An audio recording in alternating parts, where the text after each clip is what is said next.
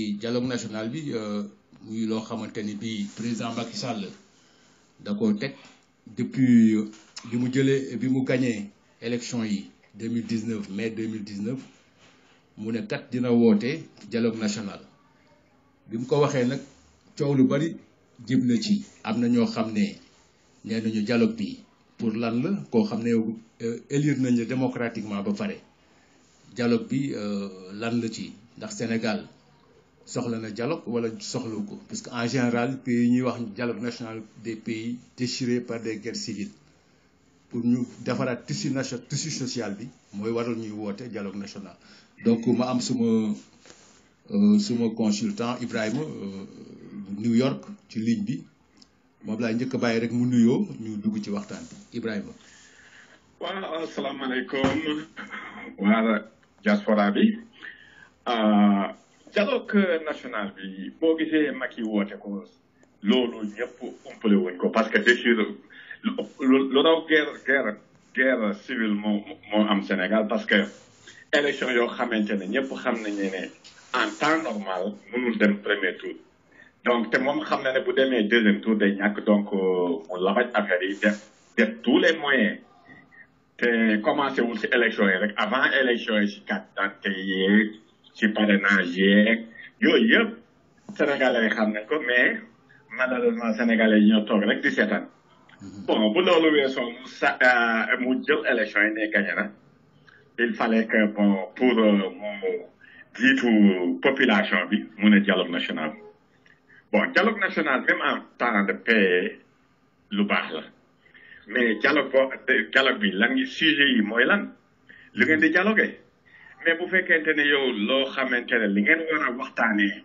pour dëkk bi jëm ci kanam jàmm am loolu teg ngeen ko de côté déjà rek ci dialogue bi raté na puisque dialogue buy am da ngeen di seet loo xamante ne par exemple am na ay sujets yu bëri démocratie élection yi ñu naka la ñuy def ba élection yi jaar yoon naka la ñuy def ba nga xam ne suñu économie suñu alal réew mi des ci suñu réew naka la ñuy def ba nga xamante ne CFA bi écu bi ñu réglé ko waaw yooyu mooy dialogue bi lu war a dialogue mais léegi li ñuy dialogue loolu yëpp amul benn sens depuis 1960 ba léegi dialogue yooyu la ñuy def politicienne donc dialogue bi moom man daal gis naa ne daal ay naxaate la rek ay naxaate la kooku affaire boobu noonu defe naa ne daal dialogue booy dem ci dialogue da ngay xam da ngay am loo xamante ne loolu ngay yóbbaale ci dialogue bi. buñ ko réglé mu nga xam ne problème yi jeex na buñ ko réglé wul nga xam ne problème yi jeex na waaye def ci dialogue rek parce que woo nañ la kooku amul sens. waaw loolu laa bëggoon a wax pour le moment. waaw léegi booy xool Ibrahima booy seetlu ñi nga xam ne ñoo nekk ci dialogue bi puisque en général booy xool danga naan c'est les mêmes têtes bi Sénégal doon Sénégal ba léegi. mooy ñi nga xam ne ñooy nekk au pouvoir dafay mel ni tey ñi nga xam ne dañu nekk ci dialogue bi c'est des nostalgiques bëgg nañu partager wu gâteau bi wala ñu woo leen ci nguur gi wala ay gouvernement d'union nationale ñu mën a amaat poste boo xam ne poste de responsabilité dans le gouvernement pour seen propre intérêt léegi dañuy wax ndax dialogue boobu askan bi gis na ci boppam wala gis ci boppam parce que dafa mel ni c'est un dialogue impopulaire.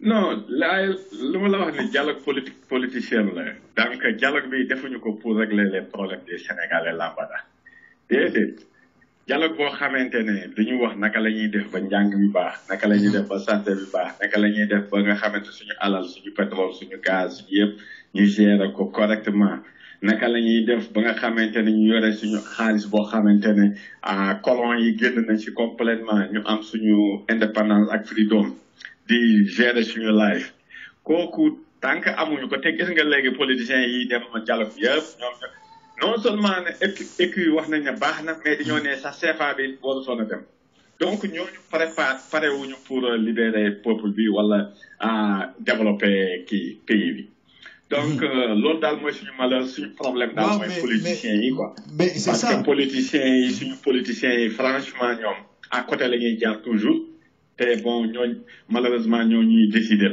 waaw léegi foofu bëggoon naa la fa laaj benn question pour nga wax ñu sa xalaat yow ci point boobu lan la ndaxte booy xool am na ku ma ne keroog ñu nekk ci dialogue national ñu ci gis mooy ñi nga xam ne ñoo dugal Sénégal ci goutte comme Sénégal goutte bi mu nekk.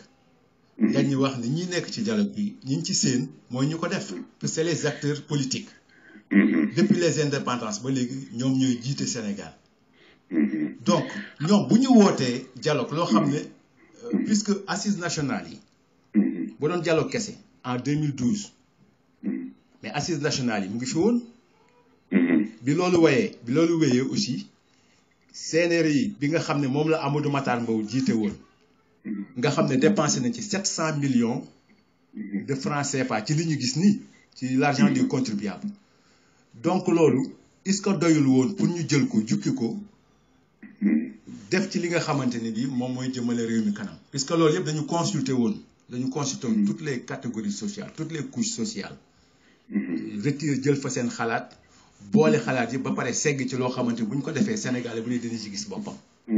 mais loolu ñu teg ko à côté di woote dialogue national wax dañuy wax comité de pilotage boo xam ne alal bi ñu fay dépensé kenn xamatul ni mu toll parce que ñoom dañu leen di fay dafa am ñu ay rang ministre sax la ñuy yor ci dialogue bi waaw léegi yow loolu lan nga ko jàngate. non affaire Amadou Mahtar Mbow bi c'était clair puisque gars yi ñu defee experts yi yëpp ànd nañ ci lii mooy dox léegi loolu la ñuy doxal ba ñu tëral ba signé mais bu ñu paree tubaab bi ñoo ko ñëw ne Macky Sall tegal bu ñu faloo ne ko tegal lee ci côté parce que tubaab yi ñoom xam nañ loo xamante ne day développer Afrique xam nañ ko sénégalais yi xam nañ ko politiciens yi ngay gis ni li nga xam ni ak ñoo la ko gën a xam fuuf yaa ngi dégg. Macky Sall moo gën a xam luy développer le Sénégal moom signé woon na accord yooyu moom d'accord na ko mais bi mu ñëwee toog gars yi tubaab yi gis Abdou Diouf gouvernement français gis Abdou Diouf mu gis a teg Abdoulaye Wade ñoom ñëpp ñu décidé ñu ne awa Macky affaire bi ne teg ko fee de côté boo ko defee tubaab yi dañ lay embargo duñ la jàppale dañ lay kii donc jéem a la fexe def lu Sarkozy bëgg boo bëggee nekk président si Afrique noonu la affaire bi demee donc ñun amaguñu daal président boo xamante ne franchement day couper affaire bi complètement Abdoulaye Wade ñi gars yi di wax ne paa bi da doon bañ ak yooyu yëpp d'accord na si moom moo formé Macky mosuñu réeroo man PDS la mais xam naa ne Abdoulaye Wade ak Macky Sall mosuñu réeroo. et puis foofu tamit xalifa général bi jubóowu leen benn yoon mosuñu xuloo ñuy xuloo wala ñu réeroo noonu la ñuy jubale te actuellement plan boo xamante ne te mu ngi si yoon bi gars yi sénégalais yu bëri seetluwuñu affaire plan boobu noo ko mooy que ne Macky Sall xam nga ne parti amul deuxième. amul kenn tànnul keneen puusul keneen ku muy puus mooy Karim Wade. bon loolu parenthèse la sénégalais yu bëri danañ ko comprendre ji après bon léegi ñu ñëwaat si problème mu dialogue national bi dialogue bi daal buñ ci xaar lenn loo xam ne gis nga lii tuer le temps la rek ba élection yi ñëw loolu tuer le temps la rek puisque buñ ko jëloon léegi sax application bi balaa ñu ko appliquer Macky Sall pare na man waaw mais donc affaire bi pour rek nelawal population bi la du leneen nag nelawal population bi Casamance duñu la yaakaar di wax ne xëy na paix dana ñëw danañ leen defal seen faveur seen revendication yi nord d'ici comme ça sud d'ici comme ça ñëpp di xaar rek si dialogue bi fekk dialogue bi daal lu muy nar a jur déception rek ak rëccu voilà loolu daal man laa gis si dialogue bi nii amul dialogue quoi voilà puisque da nga wax sànq point bu am solo nga ne donc Ablaye Wade ak Macky Sall musuñu réeroo puisque man loolu li ma ciy jàngat xam nga Ablaye Wade ci boppam daf ne moom dafa boycotté dialogue national mais am na ay membres PDS yoo xam ñu ngi ci dialogue national ba effectivement parce que Ablaye Wade loolu ay jeux yoo xamante ni bi dañ koy jouer ci kaw ndodd population yi nga xam ne. voilà loolu la gis nga ñenn ñi dañ leen di wax Ablaye Wade da leen di wax dem leen jàppale ci kii ñoom Ndiaye ki ñoom. kii ñoom Babacar Gueye même si Jaxate bii ngay gis si système la bokk. kan Moustapha Jaxate di wax dafa ñeme dëgg ak dugg na fi génn bi gis nga lii préparation la pour mu changer camp parce que xam na ne camp Macky Sall bee ngi jeex léegi camp. kii bi mooy Karim mooy ñëw léegi si camp Karim la jëm yow gis nga affaire les libéraux système bu garaaw man paa bi il est un fin politicien ànd naa ak moom si côté yi benn côté yi mais beneen côté bi mooy que ne li muy def lii yëpp français yi ñooy garant donc man loolu laa nanguwul. waaw loolu nag c'est grave. Macron moo garanti affaire bi deal bii nii Ablaye Wade di am ak Macky te donc xam nga tubaab yi ñoom bu ñu garanti bu ñu xamee sa mboot foofu la ñuy dëgg voilà léegi nag mun la chantage di lay def loolu loo xam nga ne gis nga dialogue boo xamante ne affaire xaalis waxuñu ko si affaire suñu alalu pétrole yeeg affaire yooyu waxuñu ko si contrat yi waxuñu ko si pour nañ koy annuler mais loolu ban njëriñ lañ ne amal loolu mooy problème te Ablaye Wade xam na loolu yëpp te contrat yi ñuy wax nii yow Ablaye Wade moo ko signé woon te Macky Sall changé si dërëm wërgël loolu la Sénégalais yi comprendre que contrat yi ngay gis nii yëpp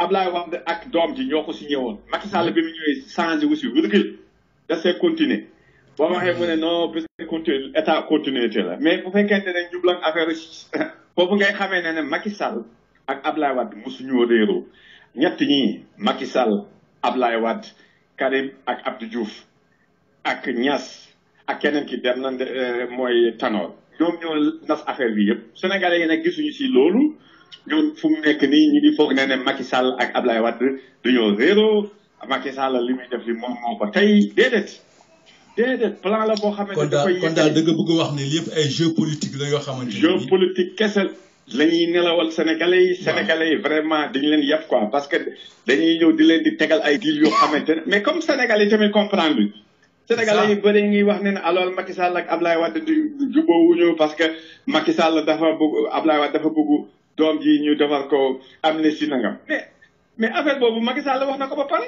def na ko ba pare xëy na peut-être application bi moo jotagul rek ak la lu ñuy xaar te Ablaye Wade ko wax parce que moom bu muy génnee kii noonu la maire de Dakar ak Karim yooyu jour boobu mais Ablaye Wade en tant que 5 politiciens bëggu mu ñëw léegi bëggul kaw boobu ñëw puisque tey campagne électorale bi ak PDS yi di affaire day jaxasoo dañuy calculer dañu nekk ci calcul en ce moment quoi nga bëgg a wax voilà c'est pas le moment parce que dafa bëgg mu xaar ba nga xam ne élection yeegi jot rek ñu am ne si ko mu ñëw campagne bu ñëwee wàcc Dakar jaxase foofu yëpp ñëpp ne wuy Karim léegi Macky Sall ubbi buntu ay brèche ci kii bi mu gagné élection yi. waaw kon yow léegi da ngay confirmer li Cheikh Yérim Seck waxoon keroog ne Macky Sall mi ngi wax ak Karim mu ngi wax ak Idriss Seck.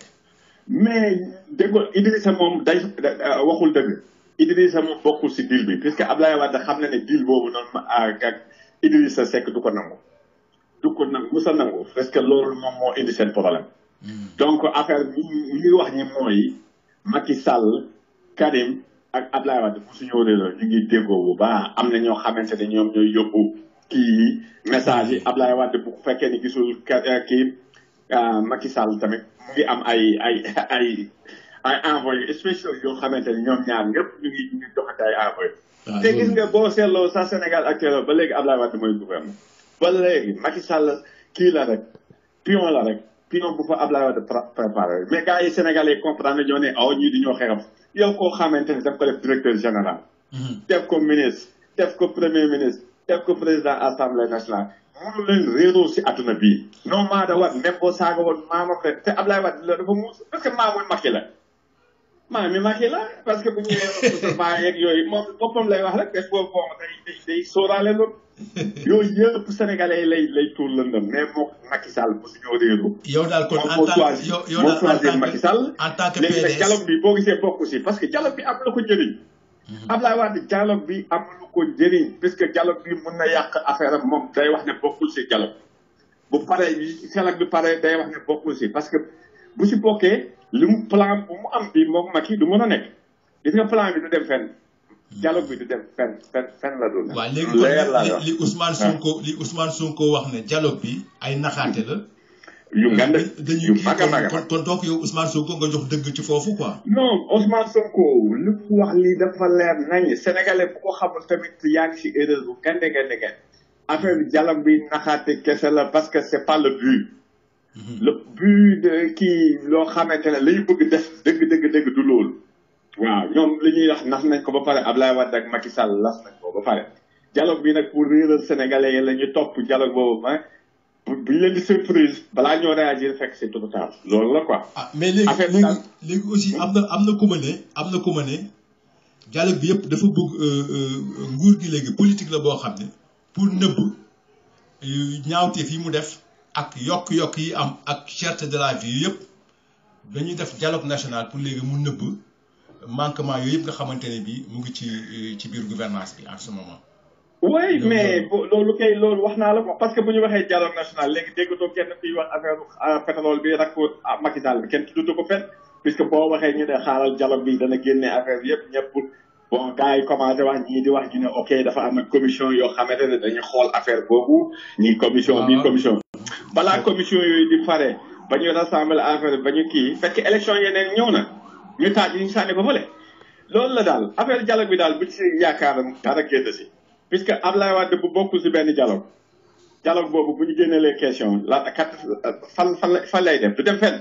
effectivement oui. waaw du dem fenn donc loolu xam nañ ko moo tax ñu defee ko nii Abdoulaye Wade ñëw ne génn am wut buntu bu mu génnee taxaw bëre voilà léegi nag léegi affaire bi daal nu mu demee daal mooy.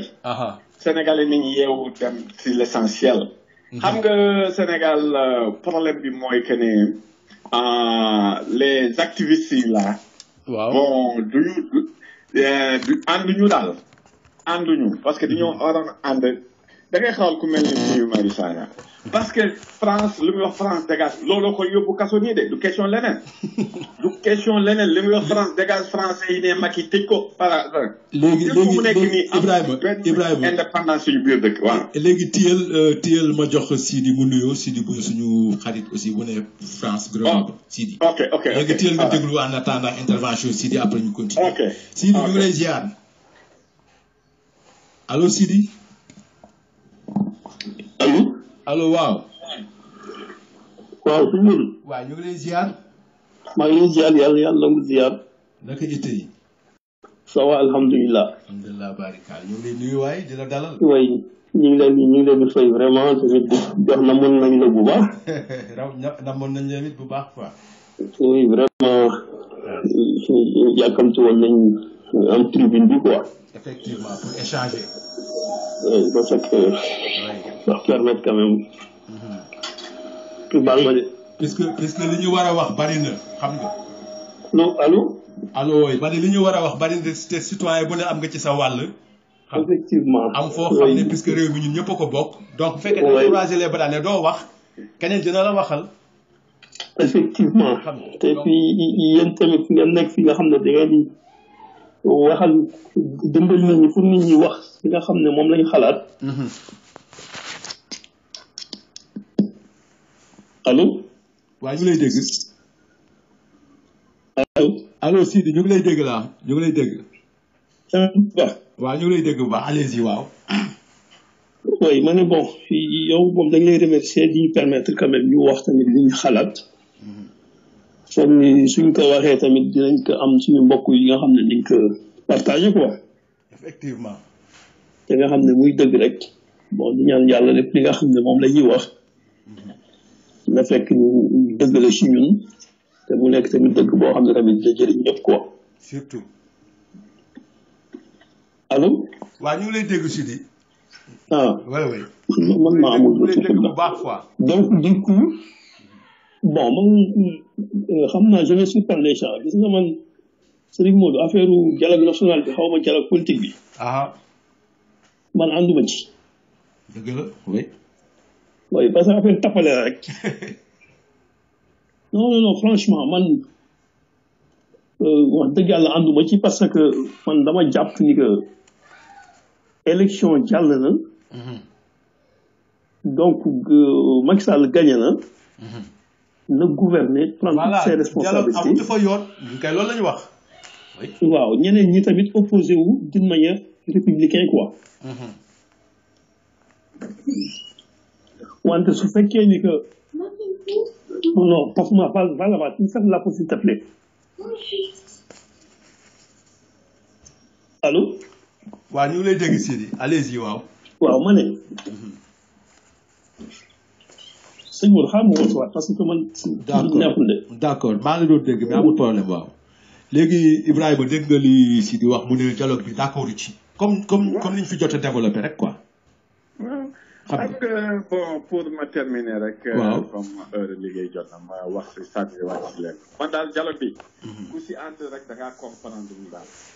ku si ànd rek wax leen affaire bi lu baax xam nga pour yow da nga bu dee yow da ngay def dialogue boo xam ne pour nga ne sa xel ne da ngay nax sa peuple. kooku c'est grave. waaw ñoom Ablaye Wade ak Macky Sall dañoo nax population bi de trop pas avant élection yi ba mandat troisième mandat bu Ablaye Wade doon xëccoo beeg yooyu yëpp opposition bi topp ko Macky Sall jàll fële mu financé Macky Sall def élection yi gagné loolu Sénégalais fàtte nañ foofu puisque Ablaye Wade musul bëgg a nekk troisième mandat c'est-à-dire daf ko defoon troisième mandat bi mooy Macky Sall et il a réussi à faire ça après Macky Sall léegi def na 2 mandats il va faire un dialogue national opposition bi topp dialogue boobu fàtte lu leen war dugg ci àll bi sensibiliser nit ñi waaw wax loo xamante ne import gis nga ñoom kii Idrissa Seck gars yooyu yëpp ñu ngi nelaw Sonko rek moo ci xaw a yëngatu léegi Sonko rek ñu des ñi nag balaa ñoo yeewu dialogue national bi jeex ñu commencé nag sol seen daal di dem fekk c'est trop tard Karim kii placé na ko ba defar terrain bi Karim ñëw jël élection yi. waaw mais léegi loolu mooy dil bi mais Sénégalais dañoo war a focus sur opposition beeg ak surtout les activistes ñu focus sur loo xamante ne mooy suñu kii poids mooy économie bi ak mooy affaire xaalis beeg yooyu. CFA bi ak écu bi ñu xeex ko parce que ñun tant que ñu ngi am CFA wala écu duñu mus a développé. éco bi quoi. waaw éco bi duñu mus a développé. kooku si xanaa kay chinois yi lu ñu dof dañu gis suñu intérêt seen loo xam ne seen intérêt nekk si ñu koy wax. ñoom wax nañu ne xaalis boobu baaxul. italiens yi wax nañ ne xaalis bi baaxul. Suisse yi wax nañ Belge yi ñëpp wax nañ ne xaalis boobu baaxul. léegi ñun ñu nga xamante ne ñoo ñooy utiliser xaalis bi ñu bëgg a wax ne baax na. xanaa nag ñooñu nag ne loolu nag mooy bañ sa bopp. yow xam nañu ne tant que France mais xaalis bu ñuy defaree France léegi nee nañ France léegi duñ ko jox benn déposé mais France mooy defal xaalis bi buñ ko waxee defaral ñu 1 million de écus mu def 2 millions écus benn 1 million mu teg ko si wetam. jëndee ko. la kan ma koy wax ne déedéet lii nga 500 lañ la waxoon nga tapé 1000 wala ñu ne ko 1 milliard lañ la waxoon nga def 4 milliards. kan moo ko koy wax. dëgg la dëgg la loolu mooy suñu problème ñun suñu problème mooy que ne suñu njiit yi français yi dañoo ub seen bopp brainwash leen France lañ jàngi jee français yi xam seen secret loolu la ku si nekk lekk nga donc sa dossier français yeeg ko yore nga ragal yooyu moo tax nga wax ngay wax ne baax na même kii bi ma dégloo kii muy wax Mbaye man il m'a très mal dessus waaw moo tax suñu opposants yi tamit dañ koy seet rek de opposé wu leen mais sur le principe ñoom ñëpp benn lañ. voilà léegi Ibrahima téyel foofu léegi téyel foofu ma jox yeneen gars yi. koo xamante yaa ngi wax ne équipe français va baax na wala kii kooku moom nañ la placé de côté. voilà d' accord yow yaa développé kii kii mbay moom nañ ko dindi moom pare naa ci moom complètement. d' accord complètement man moom bu ma gisee koo xamante rek yaa ngi wax équipe wala CFA nañ ko fi bàyyi. éco ma xam ne yow qui est un corrompu de la France. d' accord loolu donc la. voilà merci kon nag maa ngi leen di souhaiter kii ba. xam naa la semaine prochaine am nañ fi benn gan boo xamante ne Serigne Cheikh Sey la tudd mu ngi dëkk Kër Ndiaye Lo booru Rufisque dafa ñëw gane si ñu fii à New York bon xam naa ne à New York mu ngi fi actuellement pour 2 mois ok léegi semaine prochaine danañ ko oo si rajo bi mu nuyoo et puis aussi joxe xalaat ak aussi pour nit ñi mun koo xam bon jërëjëf xalaatam ak xam-xamam. ok jërëjëf voilà. merci beaucoup. allo Sidi. allo Sidi. voilà donc gars yi commencé nañ di woote donc li ma doon wax rek mooy que ni Sénégalais yi fi ñu nekk nii kenn mënatu leen ndaxte dégg ngeen li ñu wax ci dialogue national. allo. li ma doon wax rek mooy Issa da ngay tëj sa micro quoi maa ngi déggat waaw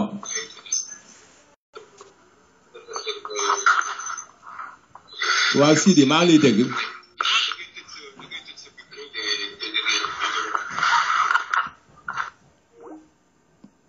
voilà donc li ñu doon wax rek mooy que ne Sénégalais yi léegi kenn mënatu leen nax puisque léegi internet baa ngi fi accessible à tout le monde lépp loo bëgg a xam di nga ko xam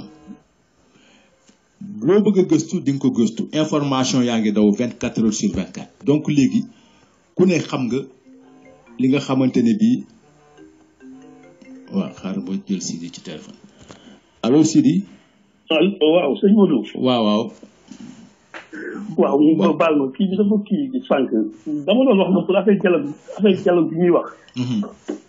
xam nga soo seetluwee ñun Sénégal suñu politiciens yi vraiment dañuy manipuler.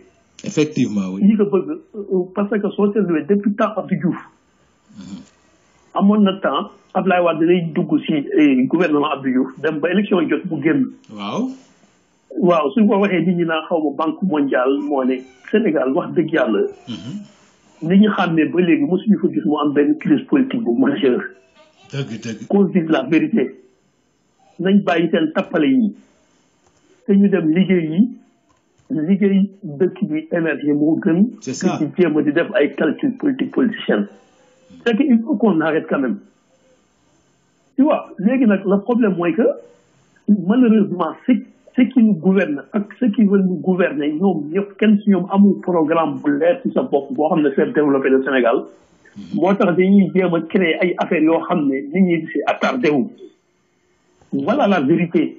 c'est que il faut qu'on dise la vérité quoi parce que mënuñu nekk rek dëkk boo xam ne du matin au soir 24 sur 24 dañuy nekk rek si affaire wax politique quoi. waaw mais booy xool dialogue bi ñi ci nekk yëpp mais ku ci ne mës nga nekk ministre wala mës nga nekk directeur de société léegi yow comme amatoo pouvoir léegi nga ñëw di jege si pour ñu sédd la daal ngay jéem di xool fooy la nga am exactement moo tax ma ne Sénégal yi kenn mu ci leen nax damay poser question xanaa ñun suñu jeunesse dañu médiocre c'est ça wala dañu xamul dara parce que dëkk boo xam ne ay vieillard rek la ñuy jël di leen jiital Famara Ibrahima Sagna am na ñoo xam ne jàpp su nekkoon ne du liñ ko jiital si dialogue bi foogal nañu sax du dugg ndaw yàlla baax na day foogal muy dëkk mais dialogue bi ñu suuxal Sénégal ñoo fa nekk boo ñu génne leen dépoussiéré leen bëgg leen te et puis gis nga man li ma gën a mettre suñu moodu mooy que lu mu dee am na lu ñu fekkee ñu ngi fiy jël yëpp tey di leen si bëgg rek ay héros wala di leen bëgg rek ay nit ñu sain ba Sénégal di nekk ñoom ñoo nekkoon ci yor dëkk bi c'est ça ngeen baal ma kàddu bi ils n'ont rien foutu pour le Sénégal aujourd'hui ñu bëgg ñu présenter ñoom comme c'est des personnes intègres qui non c'est pas vrai man je suis pas loolu ànduma ci du dëgg il faut qu'on apprenne à respecter les gens xam ni vraiment Sénégalais yi ils sont doués de savoir et puis de comprendre de lire entre les lignes que ñu bàyyi li ñuy foowee mais malheureusement tamit man xawma lan moo tamit jàpp nit ñi mais tamit nag toujours rek dinaa delluwaat le mot bi may faral di wax moom sëñ Modou mooy que toujours avec la complicité des journalistes bien sûr c'est toujours parce que dañuy nekk di débattre si loo xam ne du débat pour man gis nga il y a des choses yoo xam ne wala de ne pas répondre loolu moom mooy solution bi wante di si wax da ngay may nit ñi sujet te loolu c'est pas un débat exemple ay problème troisième mandat pour man gis nga le problème troisième mandat muy conseil constitutionnel di keneen Sénégalais yi ñoo koy régler seen bopp on n'a pas besoin Macky Sall su yeboo mu ne 2 mandats la wala 3 mandats wala 4 mandats loolu suñu la nekk ci l'essentiel mooy que niñ ko bañale woon Abdoulaye Wade noonu lañ koy bañalee Macky Sall point la loolu ça fait pas l'objet d'un débat même oui ça gis nga pour man wala journaliste yi di invité ñenn ñi leen laaj naan wax leen ci gis nga journaliste yooyu ñoo ñu dëkk yëpp ay pion lañu parce que les Sénégalais xam nañ bu baax que Macky Sall su yeboo mu ne waaw wala mu ne déet ñun suñu woon ne ko si on c'est pas notre problème l'essentiel que il va pas faire 3 mandats point à la ligne on passe autre chose effectivement oui que mu teel ko wax mu yéex ko wax yëpp moo ci yam c'est que tamit jigéen il faut que ñu xam ne tamit du question da nga toog si kenn wala si rajo di animé débat rek da nga gën a muus sénégalais yi. il faut loolu tamit nit ñi xam ko parce que du toog rek nga foog ni que si débat télé wala si débat rajo ñu jox la micro rek yow lépp li ngay génne sa génn loolu la sénégalais wala ànd wala non non man je suis pas d'accord. moom yooyu nag moom wax ni que effectivement Macky Sall pour man il a très bien répondu parce que xam mentalité sénégal imagine-toi on est en 2019 muy soog a jël mandat amul leneen lu ñuy mën a wax lu ñu war a wañ loxoom si que li mu dig sénégalais yi mu jéem ko def parce que lu dul naan na wax ndax day def troisième mandat ou pas moo tax mu ne leen su ma ko waxee su ma leen oui Sénégal am problème su ma leen non Sénégal am problème mooy quand même personne ne va travailler parce que man mooy mentalité sénégal di conclusion il a parfaitement raison lenn kay mooy que Sénégal yi xoolal nañ exigeant ne ko xoolal taloon ne ko marquage à la culotte li ñu digoon sa programme liggéeyal ëllëg nañ ko réaliser c'est ça qu'on a besoin on n'a pas besoin mais équipe bu ñu wax naan ay day def troisième mandat ou cinquième mandat loolu suñu mën rek parce que je sais que il ne fera pas même su ko bëggee du jàll parce que nous les Sénégalais ñu ñoo ko fal te su boobaa nous les Sénégalais tam ñoo koy fal. Effectivement, oui. On passe autre chose. Tu vois. Donc man vraiment man loolu c'est pas des débats dialogue national bi tappale la loolu moom Macky Sall ñu ngi leen di rouler wan na leen ni que li mu waxoon keroog waa ji naan ko moom politique tey nañ wax ni sëriñ ñu daara la ci effectivement mi leen koy wan le jour au jour parce que chaque jour mu def leen loo xam ne ñu war a ñëw préoccupé si waxu dëkk bi wante noonu duñ ko def nekk attaque ci ay des choses yoo xam ne amul benn solo des choses budgétivores loo xam ne sénégalais yi ñoo si sonn mais malheureusement comme que nos journalistes amuñu sujet amuñu lu ñu wax il faut que toujours ñuy jéem a di xool ci loo xam ne di si attardé wu di jéem a def ay conférence si seen i rajo wala seen i télé c'est malheureux li ñu war a exiger mooy qu'on doit travailler faire travailler les gens et puis c'est tellement possible au Sénégal on est que 15 millions comme 16 millions d'habitants avec toutes les ressources qu'on a avec l'espace qu'on a que ñu war a wax gis na ay programmes yu leer wante di def ay programmes ponctuels on n'a pas besoin d'avoir des programmes ponctuels on a besoin de programmes durables c'est ça le problème c'est que nañu ci et puis tamit nos hommes politiques nañu ñëwee ay débat technique que bàyyi ay débat politique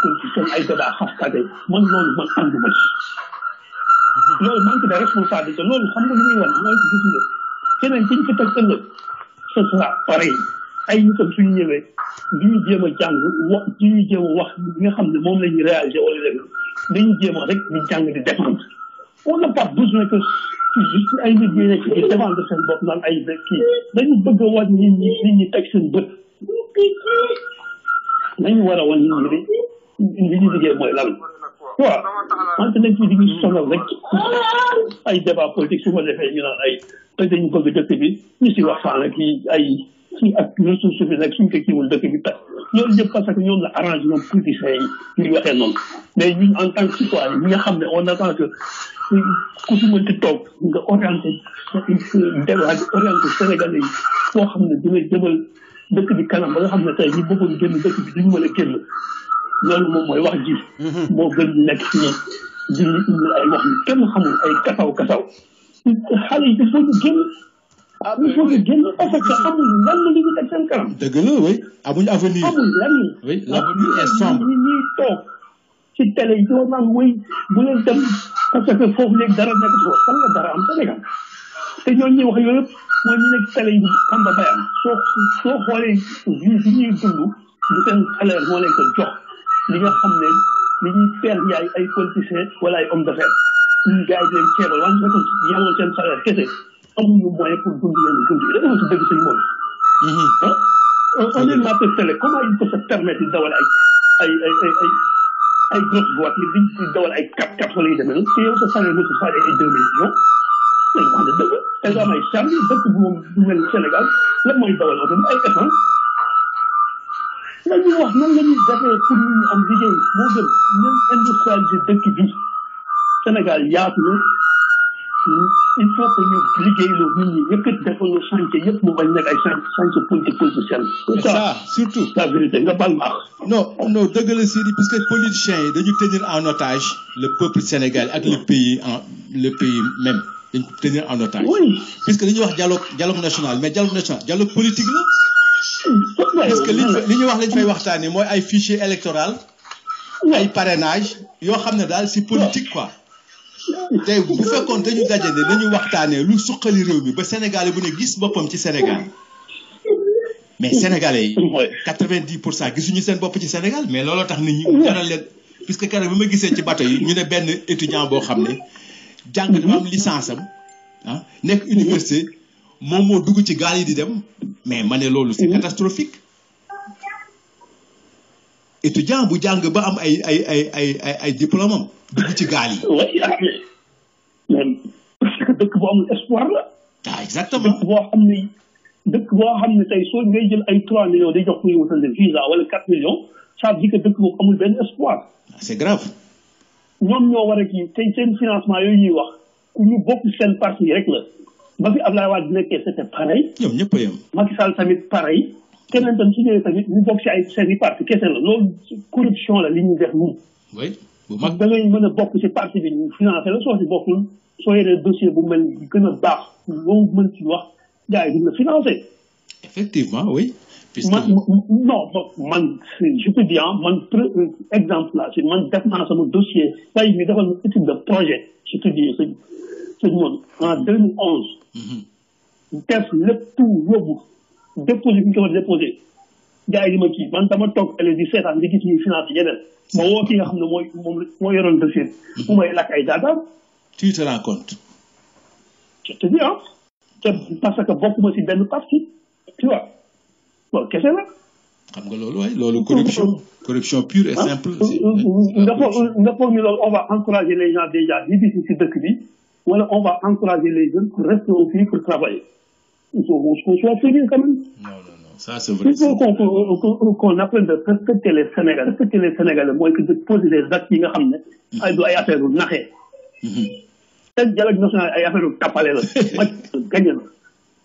gagné na 58% xaw ma 58,26 naka gouverner. exactement mais opposition bi tamit taxaw observer.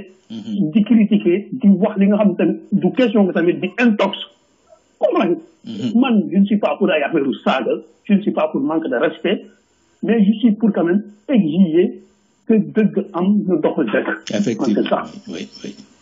non loolu moom dëgg tout ce qui n'est pas ça man moom ànduma ci man du ma ànd kuy saaga du ma saaga. c'est pas du ma manquer respect. mais nag je vais exiger quand même pour dire les gens wax leen dëgg loolu moom mooy dëgg suñu bëggee suñu dëkk bi avancé parce que keneen kuy jéem a di jëlee leneen. le contraire ëllëg dëkk bi dal say loxo tu vas regretter parce que li nga lebaloon loolu lay fay. bien sûr. loolu moom dëgg la quoi. c'est ça. donc sëñ Modou maa ngi jégalu fekkee ni wax ji am na yu bëgg. non c'est bien oui. loolu moom moo objectif bi tu vois. yàlla jàppale rek. amiin yaa rabbi. am ni ñun ñëpp suñu Sénégal lañ bëgg suñu sañoon suñu Sénégal mooy gën Dubaï mooy gën Amérique mooy gën France mooy gën dëkk yëpp parce que vraiment. am nañ lépp li nga xam ne lu ñuy permettre ñu egg ko. lenn rek la patience la laaj ak volonté de travail point. jeex na tàkk wante ku nekk jàpp nga ne fi nga nekk balaa li ngay def il faut nga fekkee njëriñ li dëkk du mës a dem. il faut que tamit loolu ñu koy def si bopp nit ñi xam ni liggéey du benn fan. nit ki sa njaboot sax da ngay génn àdduna bàyyi leen si nekk su fekkee yàlla def na nga am loo liggéeyoon. loo xam ne tey suuf ci nga gisul sax ñoom dinañ ci mën a jàpp ba yàlla dimbal leen ba ñu gën a taxaw tu vois. dëgg la wante su fekkee lépp loo liggéey rek ñàkk ko si sa présent soo fi jógee ëllëg duñ am dara loolu mooy waral kër yi di tas wala yu demee noonu. effectivement. pour man je pense que tamit loolu tamit mooy exemple Sénégal dañ président ñi nga xam ne ñoo bëgg nekk président wala ñi nga xam ne ñoo jiite réew mi nañu xam ni ñoom mënuñu sotti dara ñoom ñëpp déjà. ñoom c'est que xam nga yàlla dafa juste. trop tey ñi nga xam ne ñoo bëgg yor Sénégal ñoom ñëpp ay doomu baadoolo lañu su ma nee doomu baadoolo mooy ñoom ñu seen bàyyi yoruñu woon. kon xam nañ ñoom mbir mi di ñoom ñoo yor yàlla moo yor. oui. yow sabab lu rek wante jàpp ni yow mi yaay alpha oméga bu dul du dox pas vrai parce que quel que soit le dañ ko mos a jógee par nii wala par mele bien sûr. léegi nag yow l'essentiel mooy que nga fexe ba liggéey ku wér di nga xam ne kenn ku ñëw du mën a jàll du mën a dindi liñ fi teg day continuer si liñ fi teg. waaw mais loolu mooy tax nag ëllëg nag suñu sujet nag fekk nag seen ñu njëkk ñi liggéey nañ dëkk bi su boobaa ñoom dañ ko mën a préserver d'une manière normale su ko defee kenn dootuñu respecté ñëpp a ñuy respecté wante avec cette méthode là ku ñëw du fi def dara ci affaire politique affaire wax xoolal tey Sénégal yow fi mu xoolal paradoxe bi Sénégal wax moo ko gën a jar. je te jure. non mais pour te dire xoolal ñaata rajo ñoo ko am. mais da ngay dégg ay rajo di tijji ay site internet di tijji ay télé di tijji mais gisoo benn industrie tijji wax rek a jar Sénégal. dëgg la de je te jure. Sénégal wax rek dafa jar. leneen jarul. c'est grave.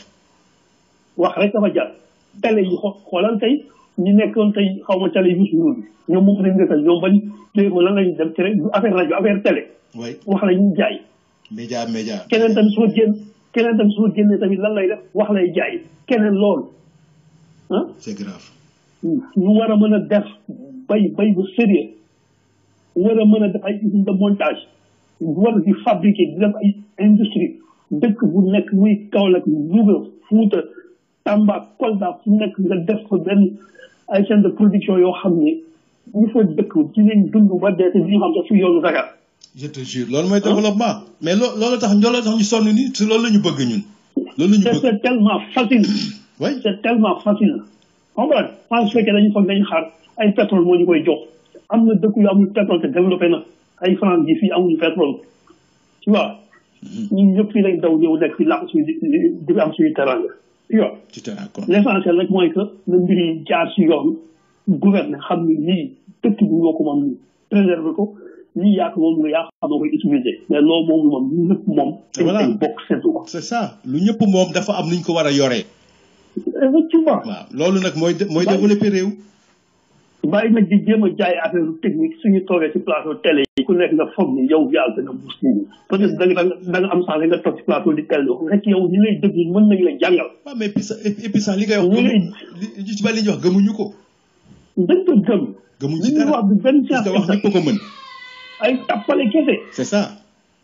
tappale rek nit ko boo xam ne yoo xam ni ci wax rek la ñuy dund. ci wax la ñuy dund. fekk ci chantage il faut qu'on arrête quand même.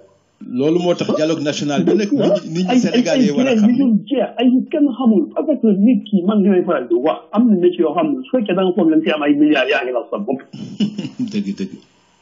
non nañu wax dëgg mënoo nekk jàngalkat ba peut être bëgg a yam ak ki nga xam ne commerçant la. mënul nekk. c'est pas possible.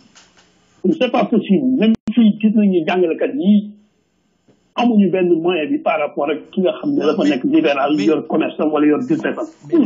dañuy bëgg seen liggéey du xaalis la ñuy bëgg ñoom dañuy bëgg seen liggéey. oui dañuy bëgg seen liggéey il faut mais xoolal tey Sénégal tey yéen moom sëñ Modou yéen da ngeen di jàng école ak tey xoolal différence bi. dëgg. xoolal rek différence bi.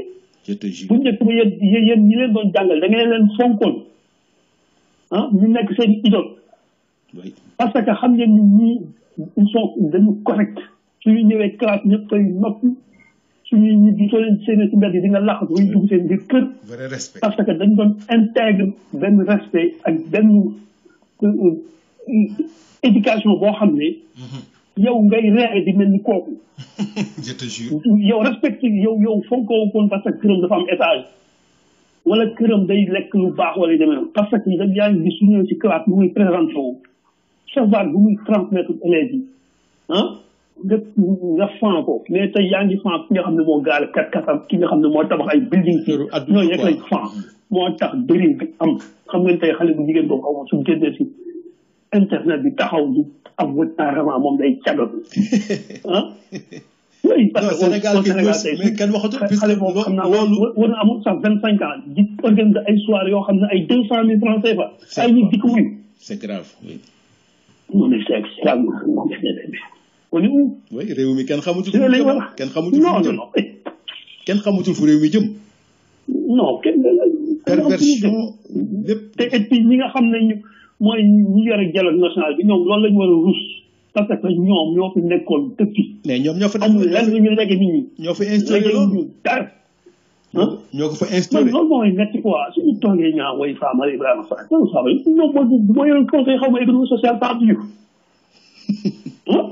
lan la fi defoon mais il faut qu'on arrête c'est que xam nga Sénégal dañuy nëbb kenn rek dëkk gis rek après gën dëkk si ko ne way voilà te loolu ban kii dañ bàyyi dañ caaxaan yi quoi. day na war quoi. comprendre Macky Sall tamit il n'a qu'à apprendre de prendre des jeunes fii on a muy Amérique di France di Canada fenn am nañ ay jeunes intègre bu am xam-xam bu sell boo xam ne ñëpp soxla nañ ko nañ leen indi ñu liggéey dëkk bi. wante di jël ay màgget kese non ñu leen teg fii ñu liggéey ay ñoo xam ne Mbaye Ndiaye daf ci kañ ay ñoom seen Mbacke Ndiaye xaw ma ñoom seen ay kii waaju nekk PS ak ñeneen ñoo xam ni sawaay du ñooñu ñooy développé Sénégal de ñooñu moom du ñoom ñooy développé Sénégal ñooñu rek lañ xamoon. oui. léegi dëkk bi am ay jeunes. il faut changement radical. moo tax malheureusement suñu foor yi. ngeen baal si kàddu dañ leen di prostitué loo mooy la dañ leen di politique la ñu weddi seen bopp. mooy la intégré ci parti politique bi ñu lay jox ay agence wala yu demee noonu te su fi gouvernement bi jógee ñu dàq la nga dem nekk chômeur après finalement la ñuy jëf da ngay jël congé bi. c'est grave. loolu de léegi nag nga dem ba après kenn dootu la respecté dëkk yi parce que lan li gars yi wax baar yi yaa fi waxoon lii da ngay ñëw tamit ñu ne kii. looloo fa am puisque booy xool ñu nekk ci dialogue national bi da nga naan sax Sénégal guddi gi mu nekk nii ñoom ñoo ko ci dugal. ñoo ko ci dugal kay bien sûr. ba pare taxaw ne dañuy def dialogue national te dialogue bi dialogue politique la. amul dara loo xam ne concerné na dialogue politique kese la ñoom daal seen biir la ñu ci te loolu ñoom ñëpp seront des perdants Macky Sall moo ci gagné. oui toujours parce que il a le dernier mot dina xool li ko si arrangé mu def ko journal yi wax si ñaari fan ñetti fan sonn beneen dara xew ñu fàtte mel ni loolu musul xew. ay échange jot ñu dem si élection mu gañewaat leen ñu su ko nekkee ñu nekk waat sonal ñii quoi. oui. non c'est vrai. non loolu mooy système bi fa nekk nii looloo fa nekk puisque. non ñi jiitu journaliste bu si invité kenn pour moom tey dina def dina jéem a introduire affaire mandat wu Macky Sall est-ce que dina def troisième wala deuxième ngeen nekk pendant 10 minutes ngeen di wër loolu day sujet. loolu day sujet. loolu Macky Sall su yeboo mu ne waaw amul problème ñu ngi koy xam du moom kàttan kese mënul gañe. loolu moom dafa nekkul sax thème pour débat dafa nekkul thème. loolu la quoi yow constitution bi en tant que journaliste. mais pour ñoom tey journaliste bi nga xam ne moo ko posé woon keroog jour par exemple pour moom def na buzz loolu day buzz. yow constitution bi lii la wax loi yi lii la wax jarul ñu la ciy laaj. yow que li loi yi wax moom nga doon appliqué. sëñ Maodo soxla constitution bi wax seeg ñàkk si wax moo ci yem. parce que on sait très bien que esprit bi ba mu koy def c'est pour juste moo xam ni mandat bi mu njëkk def 2 ans la woon pour système bu nekk 5 ans mais l'essentiel que mooy que ñaari mandat moom mu tegaloo benn président dootu am au Sénégal point la ni moo xam ne premier mandat bi 2 ans la deuxième mandat bi 3 ans la quelle que soit la nature du mandat on s'en tape l'essentiel que mooy que il va pas se présenter pour un troisième mandat point. léegi nag ñu wax ni lii ou non ñun kooku soxla ñu échange su jotee dañ xam ni ñu def du Abdoulaye Wade mi ngi nii moom jotee constitution bi da mën na def troisième mandat. c'est pas l'objet d'un débat mais après les Sénégalais ñun ñoo ko fi jëlee. je te jure. mais Macky Sall tamit moo xam lu ko neex na def mais l'essentiel mooy su boobaa tamit nit ñi nga xam ne wan na ko nii affaire yi nii la. loolu moom dëgg la ko. dëkk bi moom non mais c'est pas na nit ñi bàyyi nañ dem liggéey yi moo gën moo gën ñu jàpp dëkk boo xam ne bëgg na installé rek ci politique politicienne koo xam ne yow 2019 la lay defal 2024 la moo war nekk yeneen procès si année bi ñu la fal ñu commencé wax ay waxu tubaab bi mais ça veut dire que mooy politiciens yi dañu paan liggéey dara nekkul seen bopp. te ci amuñu temps sax problème bi xam nga yow temps sax pour liggéey. xam nga yow yaa ngi liggéey temps liggéey. xam nga yow yaa ngi liggéey di gagner sa vie honnêtement mais am ñoo xam ne li mooy seen liggéey il faut ñu dem ci gouvernement bi pour am fa dara jaar ko fu nekk pour mën a am dara loolu mooy seen liggéey. loolu moo waral nga leen gis toujours ci plateau télé yi di leen gis ñuy ay dialogue national yooyu yëpp pour am dara kese moo tax. non ñu ci bari liggéey. mais problème mooy que nag Sénégal yi ñoo war a bañ loolu ah c'est ça. c'est que malheureusement peuple bi moo war a am maturité boppam ba nga xamante ne bii képp koo xamante ne bi amatoo yenn qualité yi ak yenn niveau yi doo leen jiite mais xam nga yow jàng alxuraan gis nga li yàlla wax ci alxuraan ne duma changer peuple tant que peuple bi ci boppam changé wuñu seen bopp ba pare peuple bu nekk njiit ba ñu mérité laa leen di jox xam nga loolu yow jàng alxuraan mu ngoog loolu nag te loolu mooy dëgg yow wax nga ko sànga ne yàlla dafa juste yàlla est trop juste nit ki yaay changé yàlla egg si changé leneen li mais yow boo fekkee nangu woo changé mais li nga mérité rek ngay am voilà peuple sénégalais ci boppam ñoo war a xam ne politiciens yi fa nekk nii dañ leen di nax à tout moment di jongale seen kaw xam nga yow ku nekk yor nga poste stratégique Sénégal yow poste stratégique kay boo ko yoree war nga mën a changer Sénégal war nga mën a influence politique boo xamante ni bii dina yóbbu réew mi ci kanam mais ñi ci nekk yor ay ngandi ministère mais defuñ fa dara lu dul lekk xaalis yow nga jël leen nga ne leen léegi nañ leen def dialogue non man dialogue tappale rek sëñ Modou gars yi daal xoolal ñoom daal pour man sama yàlla base soo xoolee benn côté sax Macky Sall moo leen tane parce que Macky Sall moom li mu gëm ni koy def ñoom nag kenn xamuñ lu ñu gëm te ñu ko si fekk puisque en tout cas daal li ñuy wax nii puisque booy xool assises nationales yi loolu dialogue national la woon defoon nañ ko ba signé ko en 2012 Macky Sall déboursé 700 millions de francs CFA ci ay bi mu joxoon Amadou Mahtar Mbow pour concertation nationale boobu. gis signé teg man sëñ Modou xam nga soo xoolee même histoire sa kii assises nationales yi. comme. c'est pour man manipulation politique la woon rek. man nee naa dinaa la def tey lu si lu bëri xam nga lu tax ma ne manipulation la. ils ont fait une erreur en 2006 xaw ma pour présenter wu si élection législative.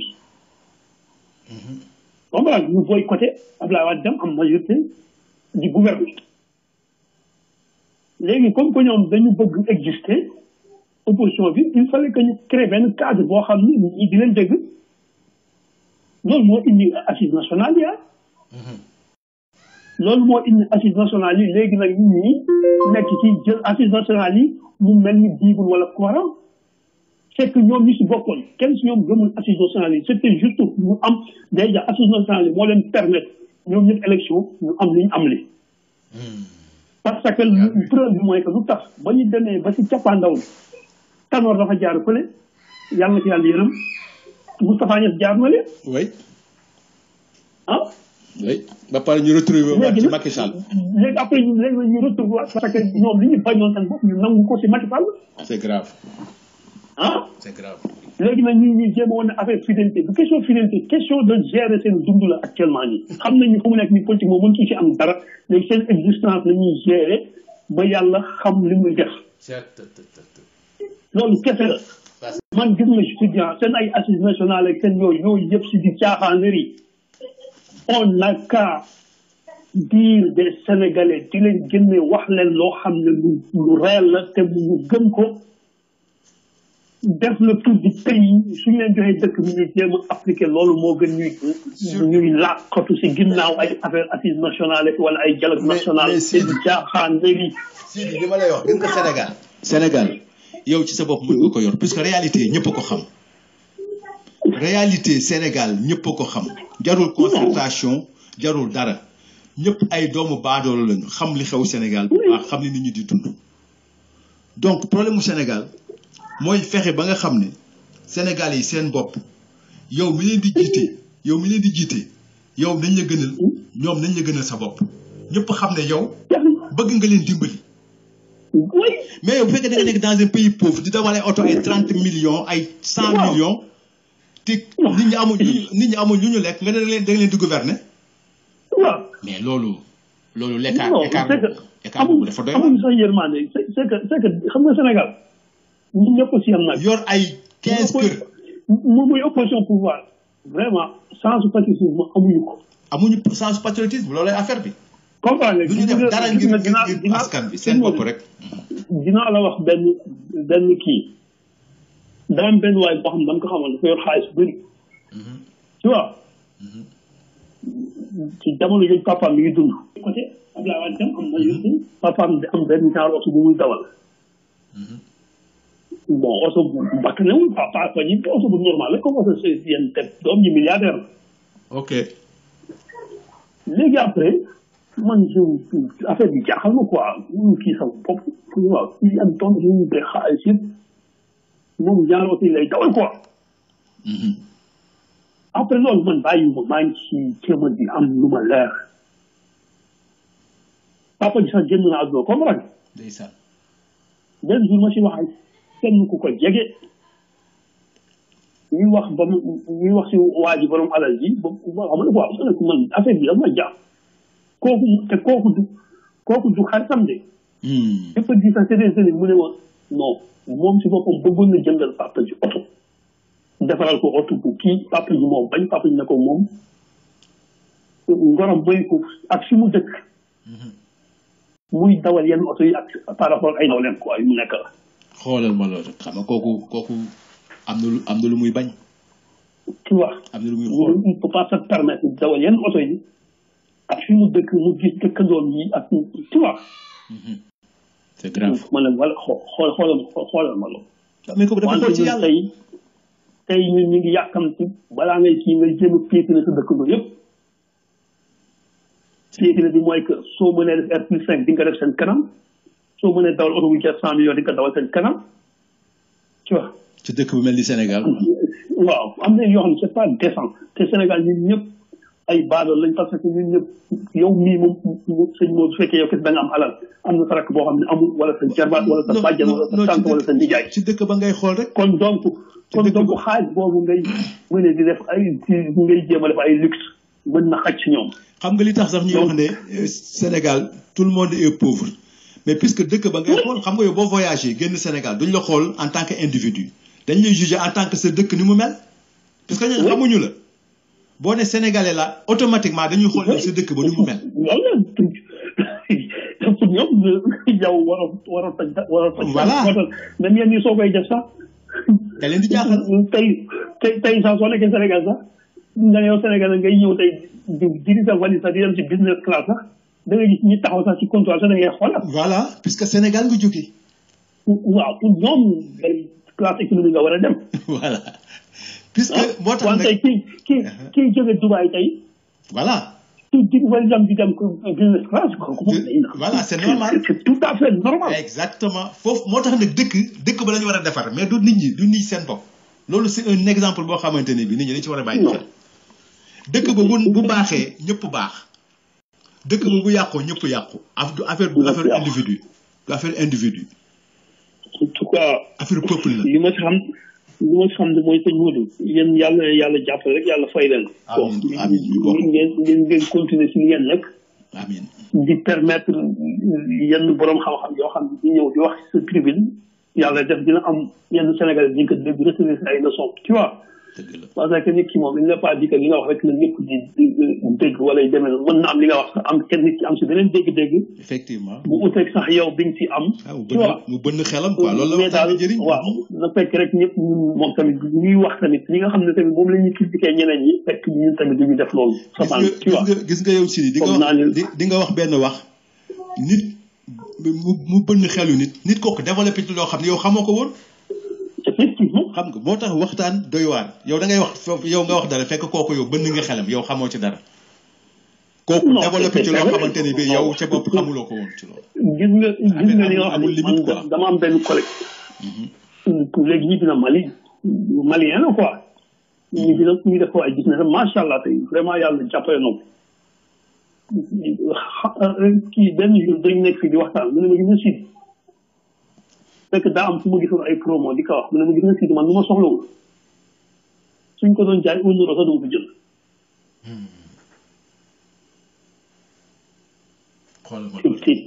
c'est tellement profond. xam nga des fois di nga jënd benn affaire parce que yow da nga jàng dafa yomb. te fekk yow soxlawoo ko. c'est vrai. waaw mu ne moom nag lu ma soxla suñ ko doon jaay 1 euro dama ko jënd waaye mu ne nag ne su gaaroon fii léegi ñu koy jaay 1 euro te somb du ma ko jënd xam nga kooku am na lu mu gëm ñoom de principe njàngale dafay principe mooy dellu rek ci li nga wax léegi nii di nga wax dara waaw nit ci jóg ji ci defal ci addunaam sax fekk yow sax yëngu ko waaw mooy inspiré da ngay inspiré nit loolu muy bënn xel da ngay inspiré nit effectivement puisque nit amul limite ah gis nga xelu doomu aadama amul limite waaw da ngay inspiré wu rek di développé loo xamante ni bii après dafay jaaxal xam nga ni nit su xalaatee ba mën a dem créer avion muy naaw ci kaw jaww ji di créer ay bateau muy daw ci biir géej gi lu nekk ñu sii ko yow yaa gën a xam dëkk yi nii ci condition climatique yi ñu mu mel ñu dem ba nit ñi fexe ba song loolu ba saison bu ñëw ku nekk ñu jëm suma adopté wu ça veut dire que xel nit moo ko liggéey taw bi rek di seetaan wallaahi waaw xel nit ko liggéey dëgg gu leer nga wax donc vraiment yàlla jàppale amin Sidi Sénégal bi ñu bëgg yàlla na ko yàlla defar amin vraiment yàlla musal ñu si lépp sàmm suñu njaboot amin vraiment man daal yàlla amoon li nga xam naa wax ci guddi na trop mais maa ngi jégalu bu baax voilà jërëjëf waay Sidi jërëjëf sëñ Modou yow nga xam daal di opportunité ñu mën a wax ñu xalaat ko voilà jërëjëf waay Sidi kontaan nañ vraiment ci intervention bi merci yàlla kontaan amin yaa rabbi amin waaye may fàttali mbokk yi rek ne waaw kooku Sidi bu Grenoble moo doon wax noonu depuis France mu doon waxtaan lu am solo tey suñu thème bi nekkoon quel sens devrait-on donner le dialogue national muy dialogue national bi nga xam ne depuis mardi bi passé le 14 lañu wax ne samp nañu ñu ngi samp comité de pilotage mu bëgg jël média yi ku ci nekk naan dialogue national te dialogue national boobu buñ koy xool au fond amulul peuple sénégalais bi benn njëriñ parce que sénégalais yi fi mu nekk ni situation bi ñuy dund fu ñu amee ay liggéey la ñu soxla lu ñu dundee la ñu soxla lu ñu jàngee la ñu soxla lu ñu yoree seen njaboot la ñu soxla bu ñu am dëkkuwaay fu ñu dëkk la ñu soxla taalibe yi génn ci mbedd mi jóge ci mbedd mi bañ ji yalwaanati moom la ñu soxla étudiants yi jàng mu normal am dëkkuwaay yu baax féex mën a jàng loolu lañ soxla mais pas ay dialogue politique naan ay parrainage bi baaxoon nag baaxul leen ci war a changer ay constitution bi lii constitution loolu président bi nga xamante ni bii élire nañ ko élire nañ ko démocratiquement ba ñëpp nangu ko amatul lu ñuy dialoguer nañ ko bàyyi mu liggéey programme am opposition bi nekk genre sentinelle toog di xool yi nga xam ne promesse yi nga xam ne président waxoon na ko ba askan wi votel ko ci bu ko deful ñu mën a taxaw ne ko lii nga defoon lii nga waxoon defuloo ko di nga ko def nag ñu xeex ci yooyu xeex ci ay points comme ñi waa ñoo lànk di def nga xam ne courant bi nga xam ne dafa cher àllub neen ñu bëgg ko yokkaat léegi ñi nekk bitim réew bu ngeen gisee diaspora bi nit ñu nekk bitim réew di kaas c'est que ñoom ñooy fay courant yi da ngay nekk bitim réew yow consommé woo ceeb consommé woo ndox consommé woo courant mais bu facture courant ñëwee yow la ñuy woo ñu nga fay ko donc moo tax nit ñi di kaas te gouvernement yi loolu la ñu xam ne immigré yi ñoom ñooy régulateurs sociaux yi fi mu nekk immigré yi bu fekkoon toog nañu yónneetuñu xaalis Sénégal loolu kon musiba dafay am waaw musiba day am donc mbir mi daal loolu lañ ci doon waxtaan xam ne li ñuy wax dialogue national dialogue politique la ay politiciens rek ñoo fa nekk ay politiciens yoo xamante ne bii démb waxtaan ak suma waay mu naan ma ay suma benn waaye mu ne ma ay nostalgique ñoo fa nekk booy xool ñoo xam ne des assoiffés du pouvoir bëgg nañu ñu woo leen ne leen ak gouvernement d'union nationale ñoom poste ministériel nekk fa di tukki ay classe première classe yor ay oto yu mag yor ay kër yu mag tey seen yoon nekkul ci askan bi loolu moo war a dakk Sénégal waaw loolu nag pour mu dakk peuple yi ñoo ko war a peuple yi ñoo ko mën a dindi seen bopp te pour ñu dindi ko il faut ñu organiser wu waxtaan suñu biir xool yan voies et moyens la ñuy jël pour suñu objectif ñu mën ko atteindre objectif yi mooy lan mooy pour un Sénégal pour tout le monde Sénégal boo xam ne Sénégal bi dañ ci gis sa bopp nga xam ne doo soxlaate naan yaa ngi génn di dem feneen parce que bu ngeen di xool aussi dialogue bi ñuy wax nii li nit ñi di wax rek ñu ne par exemple yi nga xam ne ki fi toog tey diggee woon na ko defu ko ak li mu tripatouille lépp buñ ne dialogue national pour nëbb mbir yooyu moo tax puisque dañuy occuper médias yi ñu waroon wax di kaas dootuñu kaas pourquoi parce que ñu ngi ci dialogue national ba kenn du wax ñi ñu fi jàppoon tëj liberté individuelle yi nga xam ne mal mëni nañu ko nit ñi jàpp tëj ci kaso bi lu ne kenn dootul wax ñu wax aussi suñu frère Guy Marius Sagna mu ngi nii ñun vraiment ñu un compatriote boo xam ne un patriote boo xam dafay jóg di xeex pour askan bi ñu koy tëj kaso mu yor njabootam yor njaboot boo génnee di kaas ñu tëj la ci kaso bi donc kooku Sénégal yi dañu war a solidariser ak moom Sénégal yi dañu war a jóg jàppale ko xam ne kat vraiment kii li muy def nii deful ko boppam mais askan bi la koy defal moo tax vraiment ñun ñu ngi sympathiser ak moom ak famille am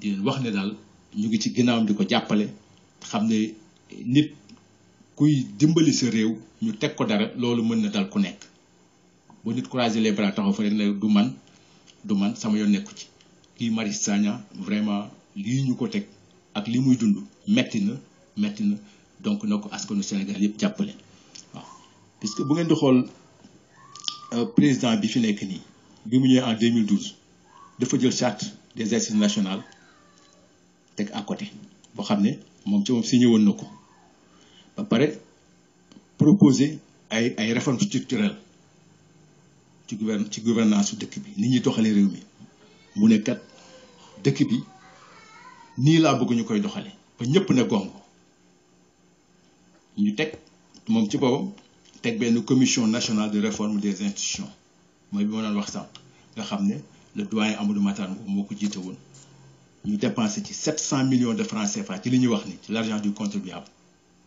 ci argent sénégalais ñu jël ci 700 millions de francs dépensé ko ci mais booy xool li mu njëkk a wax daf ne woon dafay réduire mandat de 7 ans de 5 ans à 7 ans wax ko lu bari wax ko ci plateau yu nekk loolu yëpp amul 6 août mu créé référendum en 2016 xam nga may Sénégal yi ku ci ne na nga indi sa kàddu na nga yëkkati sa kàddu mu nekk une consultation populaire ba ñu dem ci voté ji ngeen gis li ci génn yëpp référendum bi loolu moo tax mu faluwaat donc loolu yëpp nit ñi consommé ko ba egsi ba fii je pense que war nañu am yeneen loo xamante ne bii ci loolu ñuy jublu lu dul naan dañuy dem ñu woote dialogue national di perdre temps nit ñi gis ngeen persécution yi ñu def ci opposition bi ay ñoom en dépit de l'appel au dialogue même gis ngeen booy yi jàpp barki Dembo Ndiaye waa Y'en a marre yi dégg ngeen barki dem ñu nañ doon distribuer ay flyers di sensibiliser nit ñi di leen wax seen ak seen yelleef ñu jàpp leen tëj ci kaso bi xam loolu doy na waar kooku atteinte aux libertés individuelles la loo xam ne c'est le minimum yor ay flyers di ko joxe dans un pays qui se dit démocratique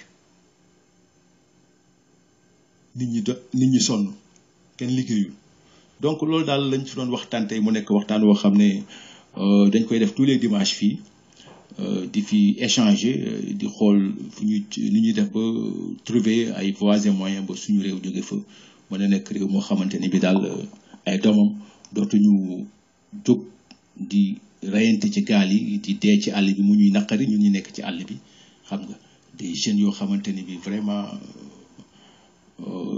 à la fleur de l'âge ñu lay wax ni génn nañu dal nañu fii dal nañu fa rek nekk daal mbir yu doy waar donc daal tey loolu la ñu indiloon xam naa ne dañuy continuer ak yéen ba arrêté fii programme bi ba dimanche prochain.